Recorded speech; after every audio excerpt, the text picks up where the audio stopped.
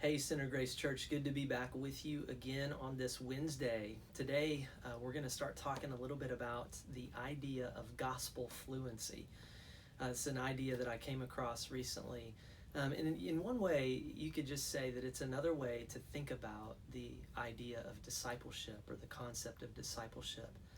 I don't know if you've had the opportunity to learn or to study another language, but when I was in seminary, one of the things that we had to do was learn Hebrew and Greek. And even though you don't speak those languages, we just read them because they've changed throughout the years so much.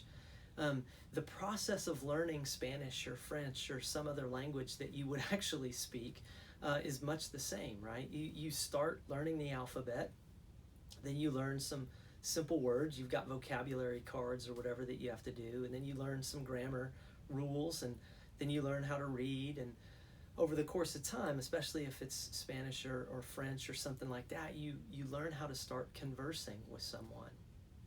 And oftentimes, especially if you're going to be overseas for an extended period of time or something like that, you get a language tutor, someone who can help you become more and more fluent in a language.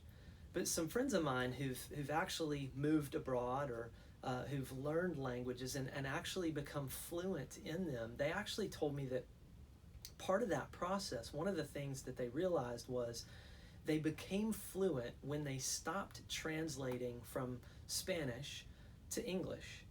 Rather than translating through that old framework of English, they were able to just understand what was being spoken in Spanish. They didn't have to go from Spanish to English anymore. And I think that there actually is something there that we could actually apply to the idea of learning the gospel or discipleship.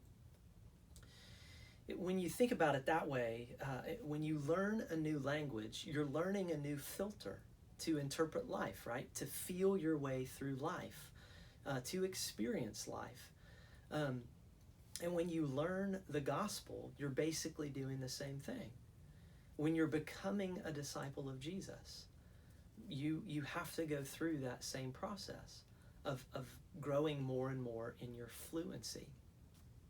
And what's interesting is that begins to beg the question of, is being a disciple of Jesus an event or is it actually a process? And I think the answer is yes. It's really both to some degree. But let me just give you two verses, or three rather, in Mark chapter 1, where I think you see this put on display. It says in Mark 1, verse 16, "Passing alongside the Sea of Galilee, Jesus saw Simon Peter and Andrew, the brother of Simon, casting a net into the sea, for they were fishermen. And Jesus said to them, 'Follow me, and I will make you become fishers of men.' And immediately they left their nets and they followed him." So you read that verse and it sounds like, okay, this was the event. This was the moment where Simon Peter and Andrew became disciples of Jesus. True enough. Jesus called them, he invited them to follow him, and they did. So there was this event that marked a change in their lives. But you probably know that if you were to read through the rest of Mark's gospel account, there were plenty of events where Andrew and Peter were still being discipled. They were learning gospel fluency. They were getting a few things wrong, and Jesus had to correct them as a discipler or as a tutor would do as he was trying to teach them the language of the gospel. And I think that there's actually a hint right here in verse 17 that points at that. Jesus says, "Follow me," event, right? That's the moment. "Follow me, and I will make you become fishers of men." I will make you become. It's a future verb, but then also a present, like an ongoing. I will make you become fishers of men. It's going to take time for us to become more and more gospel fluent. But the question is, where are we in that process? Are we leaning into that process, or are we leaning away from the process of becoming disciples of Jesus, of becoming more and more gospel fluent? Discipleship, if I were to define discipleship is like the process of moving from unbelief to belief in every area of life. Again, that's what you see in the lives of the original disciples. There were certain areas where very quickly maybe they believed what Jesus said about certain things, but then there were other places where over the course of time they came to greater belief. It's why life is lived by faith, right? It's moving from unbelief to belief in every area of life. Remember when we did our sermon series, Every Square Inch, we talked a lot about what a disciple was. And our definition of disciple, does anybody remember it?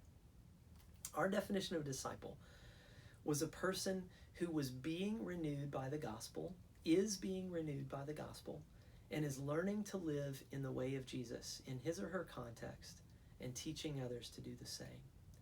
Each one of those phrases is really important. It's a person who is being renewed by the gospel. Again, it's a process. We're learning fluency. We're learning how to live in the way of Jesus in every area of life, and we're wanting to teach others how to do the same. And we tried to distill that a little bit with 5 qualities of a disciple. We said that first, again, a disciple is experiencing personal gospel renewal. They're learning the language of the gospel. They're exposing themselves to the language of the gospel. Second, we said that they're deepening in affection for and intimacy with God. They want to know him deeply, and they want to grow in their love for God. Third, we said that a disciple is growing in their understanding of and application of the gospel in every area of life. Now that, again, probably speaks most closely to this idea of gospel fluency. Fourth, we said that a disciple is a person who is seeking and beginning to experience transformation in their relationships. As relational beings, we want Jesus to make a difference in all of our relationships, whether they're at home or at work or at school. We want Jesus to change those things. That's part of what being a disciple is, becoming more and more gospel fluent. And then fifth, we said that a disciple is a person who seeks to reproduce the life of Jesus in other people. I will make you become fishers of men. Jesus was inviting Andrew and Simon in this instance to multiply their own understanding of the gospel in the lives of others. So church, as we think about discipleship, because again, we say that we, more than anything else, we want to be a church that is committed to seeing disciples made, mobilized, and multiplied who can be faithfully present both on the North Shore and to the ends of the earth. That's what we want to be about as a church. And if we're going to be about that, we've got to grow. If we're going to be about discipleship, we've got to grow in our gospel fluency. So what areas of life might Jesus be inviting you out of unbelief and into deeper belief in that process of discipleship?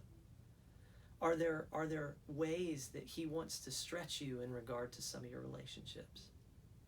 Encourage you to use the gospel as the interpretive lens through which you view life. Remember, when you become fluent in another language, you don't have to think from the language of the gospel to your typical language anymore and make these connections. All of a sudden, the gospel just becomes the interpretive lens through which you view everything. And are you leaning into that process, or are you leaning away from it? And what are some of the things that maybe practically you can do to lean deeper into the process of discipleship, gospel fluency, rather than leaning away from it?